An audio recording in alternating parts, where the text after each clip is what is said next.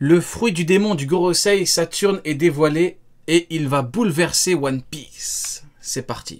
S'invite dans One Piece. Le grand Saint J. Garcia Saturne prend les choses en main et se dévoile sur Egghead dans un aspect infernal. Une créature démoniaque portant le titre de Dieu. Bienvenue à tous dans cette review les bros qui sera, comme vous l'aurez compris, sur le thème des monstres, des démons et des yokai. Le chapitre commence en... N'oubliez pas que j'ai mis la vidéo uniquement parce qu'on m'a juré qu'il avait dit que Nasajuro, donc l'épéiste, était le plus fort du groupe. Juste parce qu'il avait une épée. J'espère vraiment qu'on m'a pas menti, hein.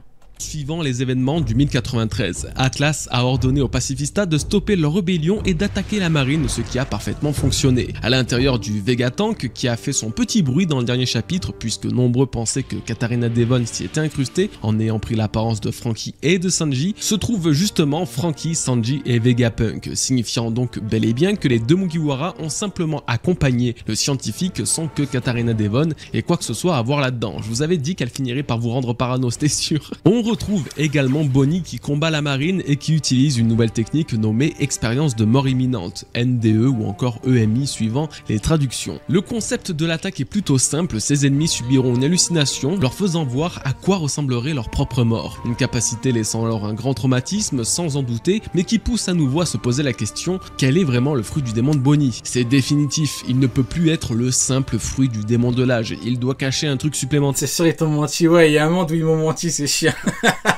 Il y a un monde où ils m'ont menti, j'attends quand même de voir quand ça va parler des mecs du Gorosei. S'ils m'ont menti, j'ai les noms, hein, t'inquiète, j'ai les noms. Ça va bannir, je les banne tous s'ils m'ont menti. Petit récapitulatif des nouvelles capacités de ce fruit démontrées durant cet arc. Transformer Luffy en Luffy d'un futur alternatif, des SBS d'Oda, se transformer elle-même en utilisant distorsion du futur, faire perdre l'âge de Vegapunk dont les années se transformeront en multiples bijoux, détruire des chaînes d'acier en les ayant semble-t-il pourries et aujourd'hui donner une sensation de mort imminente à ses ennemis. Alors certes, elle peut toujours modifier à son bon vouloir l'âge de ses adversaires comme elle le faisait au début. Rin, t'es mort. Mais il y a quand même quelque chose Rin, t'es dead. Ce qui cloche. Le fruit de l'âge pourrait-il vraiment tant impacter le plan temporel qu'elle semble pouvoir contrôler à sa guise? N'aurait-elle pas simplement le fruit du temps, ce qui lui permettrait Le fruit du temps ainsi de changer temporairement les âges mais aussi les futurs? On verra ce que ce paramécien nous réserve, mais plus le temps passe, plus Oda dissimule sa véritable identité et plus j'ai l'impression que ce fruit est beaucoup plus important qu'il ne le laissait paraître. En parlant de fruits et de Bonnie, elle fait désormais face à Bluegrass, l'une des vice-amirales envoyées par... En vrai, ce fruit, il me fait un petit peu penser à Tsuru, enfin même le personnage, hein, il me fait penser à Tsuru. C'est une vieille et elle a un fruit qui permet de contrôler, mais après, elle dit n'importe quoi. Je sais pas si elle peut contrôler n'importe qui, parce qu'elle dit n'importe quoi, mais est-ce que le qui rentre dans le quoi ou pas? Parce que du coup, il lui suffirait juste de te sauter dessus et de pouvoir te contrôler. C'est pas mal. Bon, ces Doflamingo ont beaucoup moins bien, Doflamingo il contrôle plein de gens, mais c'est déjà ça, en vrai c'est un... Tout à l'heure je l'ai un petit peu chié dessus et tout, mais en vrai le fruit pas mal du tout, hein. En vrai. Après voilà, comme on le sait avec Trafalgar Law, si t'as un bon acquis, normalement t'es plus sous son contrôle. Mais bon, ouais. Par la main. On voit de toute façon, hein, il y a une différence au niveau du fruit. T'as Doflamingo Shishibukai et t'as elle, ben c'est juste une vice-amirale de la marine. Hein. Marine qui possède un fruit assez étonnant qui est le Nori Nori Nomi, lui permettant de contrôler tout ce qu'elle chevauche. Même un pacifista qui sont censés n'obéir qu'aux ordres de Vegapunk ne peut résister à ce fruit, ce qui va devenir... Ouais, je pense que ça marche aussi avec quelqu'un. Pas que pour les machines, sinon c'est nul. Si on sait quoi, elle peut contrôler que des voitures, que des... Ouais non, c'est nul de fou. Ouais, ça peut être pas mal. Très vite problématique dans un arc et une guerre. Dis-toi, elle est niveau king. Où le contrôle des unités semble être la clé de la victoire. Le Nori Nori Nomi pourrait alors permettre à la... Quelle folie. La vice-amirale... Ils nous ont juré que les vices avaient le niveau de king. Non, sérieusement. Dans la... Genre Zoro pour battre cette clown là. Carrément, j'ai oublié comment elle s'appelle, les mecs. Je sais même plus comment elle s'appelle. Pour la battre, genre Zoro, il a besoin d'un power-up et dire par les 33 dragons infernales de l'enfer infini. Je suis parti en enfer, je suis revenu. Technique finale du roi des enfers pour la battre. Eh bah, c'est formidable cette histoire. Hein. Mesure du raisonnable. Le manga des Shiro Vodka, il est vachement bien. De contrôler même les humains ou les séraphins, même si j'ai la sensation que ça donnerait peut-être un peu trop d'importance à ce personnage qui n'est finalement que très secondaire dans cet arc. Bonnie, dans l'incapacité de réagir face au pacifista qui semble bien trop lui rappeler son père pour tenter de riposter, se fait toutefois sauver in extremis par Sanji. Il est là le GOAT. Et les voilà repartis à bord du Vegatank comme si de rien n'était. Là où ça commence à devenir un peu plus intéressant et ça va être... C'est vrai que Zoro il a eu son combat. Zoro mine de rien, il a son combat contre Rob Lucci maintenant que j'y pense. Sanji il a pas eu d'adversaire comme notre cher Zoro. Parce que bon, en même temps il a été vif lui. Lui hop, il a pris le gun, il a bloqué Kaku, il a dit écoute Coco, je suis beaucoup trop vif pour toi. Bon, de toute façon je suis beaucoup trop fort pour toi déjà, tout court, hein, donc soyons sérieux. J'ai le niveau de Zoro, ton pote, ton boss galère contre Zoro. Donc au bout d'un moment, reste à ta place. Mais Sanji, il peut avoir un adversaire. Hein. Être le premier Si Sanji affronte Saturne, attention les mecs, vrai il va te sortir Ifrit. sujet de la vidéo, c'est D'ailleurs, Ifrit, ça a connotation démoniaque. Hein. Ifrit, le démon, l'autre, le démon, pourquoi pas. le duel entre Kizaru et Luffy qui continue. Alors, si l'affrontement ne prend pas non plus des mesures folles, deux choses sont tout de même à Ah, ok, Goji qui démarre direct avec Luffy Kizaru. Parfait. noter. La première, Luffy utilise enfin une nouvelle technique, ou du moins il nomme une technique qu'il avait déjà employée face à Kaido lorsqu'il a traversé le Et je crâne. dirais même que Luffy envoie enfin une vraie patate à Kizaru. Enfin. Parce que quand tu regardes les faits, le combat contre Kizaru, Luffy Gear 5, il l'a chopé, il l'a jeté, il a giflé ses clones. Kizaru, d'ailleurs on n'a même pas parlé de sa technique à Kizaru. Quand il a tapé Luffy, quand Luffy s'est mis devant, il a pas de dégâts Luffy. Ça lui fait pas mal. Vous vous rendez compte ou pas? Kizaru, il a tapé 2 fois, non 3 fois avec l'épée Luffy n'a rien. C'est un truc de fou furieux. Il a bon, l'épée on va pas le compter, c'est une petite blessure, on va pas compter, mais il a pris beaucoup de distance. Il l'a tapé, il a fait aucun dégât. Luffy a protégé Vegapunk, il a eu aucun dégât. Rendez-vous compte.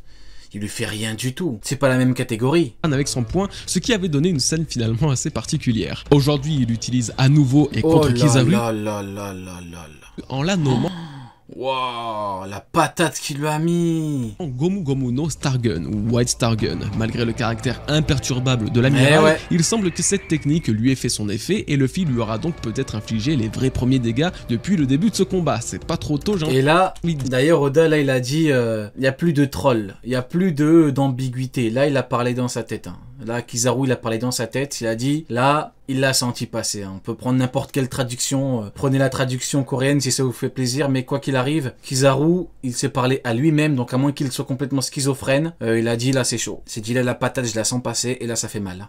Deuxième point non moins important, le Gear 5 arrive à sa limite. Luffy commence à s'épuiser et ne va pas conserver cette forme encore très longtemps. Sans grande surprise, c'est encore une fois assez habituel lorsqu'un nouveau Gear apparaît. Rappelez-vous du Gear Second, Luffy avait beaucoup de difficultés à le maintenir au début et dans le même combat il était capable de l'utiliser jusqu'à 2 fois en Ouais, la problématique qu'on avait exposée un certain temps, il est beaucoup trop fort pour Kizaru, c'est tout les mecs. Hein. Enfin, au bout d'un moment, faut savoir dire ce qui est. Il est beaucoup trop fort pour ce petit amiral qui est Kizaru, c'est tout. Totalement épuisé à la fin. Par la suite, c'est devenu une totale normalité au point que ce gear soit utilisé à outrance et sans aucune difficulté. Rebolote avec le Gear Force. Mais oui, ouvrons les yeux frérot, ouvrons les yeux. Une technique qui demandait un effort colossal à Luffy au point où il devait attendre 10 minutes sur Dressrosa entre 2 utilisations et en étant totalement incapable de bouger. Par la suite, et même si le Gear Force restait toujours une technique assez intense en utilisation, il pouvait l'utiliser plusieurs fois par combat comme sur Onigashima face à Kaido. Donc pas de surprise pour le Gear 5, on a bien compris que le scénario recommençait encore et encore, quand à peine 2 chapitres après sa transformation, il était déjà à 2 doigts de mourir. Pareil face à Lucci, ceci dit, hein, si pendant l'affrontement il semblait aller plutôt bien, il a retrouvé une apparence regardez sa tête. Ah, le contre-coup, il est terrible, hein. C'est de vieux épuisé tout juste après. Donc le combat contre Kizaru ne fera... Il est en Gear 5, il faudrait vraiment qu'il soit sérieux dès le début et qu'il ait vraiment envie d'envoyer des vrais coups. Parce qu'il a vraiment joué, il a trop joué avec Kizaru. Il a quand même fallu que Franky lui dise vas-y, aide-nous. Et hop, il lui a mis un coup et là Kizaru dans sa tête il s'est dit aïe aïe aïe aïe aïe. Fera pas exception et il va sûrement se retrouver très épuisé pendant un temps. En tout cas, j'avoue que pour l'instant il fait pas de grands miracles. Allez Luffy, on compte sur toi. Montre-nous tes tricks, là.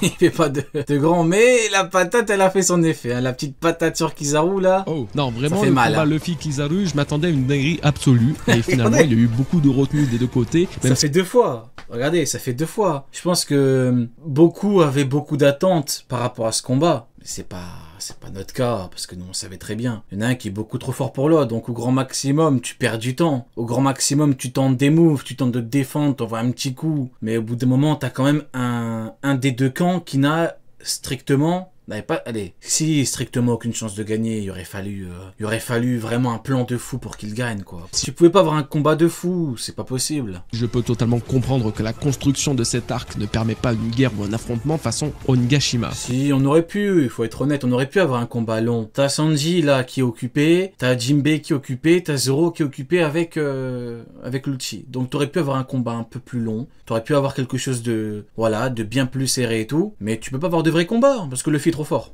D'ailleurs, c'est ce qu'il semble nous faire comprendre dans ce chapitre. En plus d'être tous les deux assez essoufflés, Kizaru explique qu'il ne peut pas se focaliser sur sa mission en se battant contre Luffy, et Luffy confirme que c'était son intention. Donc comme je le disais dans la dernière review, leur intérêt n'est pas de vaincre l'autre, mais plutôt de s'en débarrasser, chose qui est finalement assez différente. En tout cas, une chose est sûre et certaine, si Kizaru et Luffy ne sont pas décidés à nous faire frissonner à travers l'explosion de leur puissance, il y en a un sur... Ouais, c'est ça, Kintaro. On aurait pu, mais Kizaru est trop faible. Ouais, exactement. Exactement. C'est même pas Luffy qui est trop fort, hein, in fine. C'est Kizaru qui est trop faible. Parce que si Kizaru avait de vraies techniques offensives, bah, il aurait pu nous montrer du bon spectacle. Vous voyez, on aurait pu bien manger. Là, on est affamé, là. Là, soyons honnêtes 2 minutes. On est tous affamés, là, on crève la dalle, là. On est limite, on est assoiffé, on n'en peut plus, là. Lequel nous pouvons totalement compter. Passons à la suite de cette vidéo et la review va prendre une tournure quelque peu infernale. Un son retentit à travers tout Egghead. Saturne prend le contrôle des pacifistas et leur demande de cesser toute leur activité. L'apparition d'un membre du Gorosei est annoncée. C'est la famine, carrément, bah oui. Aux marines et tous les soldats de Baran ont interdiction forte. Heureusement que Luffy à la fin il s'est dit allez, je vois que vous avez faim, je vais vous donner quelques miettes. Il a fait un White Star Gun, voilà, c'est ce qu'il a fait. À la toute fin, Luffy s'est dit allez, je vois qu'ils en peuvent plus, je vois qu'ils sont au bout de leur vie, je vais envoyer un petit wing. Formel de poser les yeux sur lui. Les conséquences, une mort imminente et un malheureux soldat en aura fait les frais. Comment lui en vouloir quand, en plein champ de bataille, un terrible monstre prend forme au centre d'un pentagramme sorti tout droit des enfers. Sainte J. Garcia Saturne apparaît sous nos yeux dans une apparence de monstre jaillissant des entrailles de la Terre. Voici la fameuse forme dont la suite. Ah, Sabo, avec du recul, il est impressionnant de ouf, hein.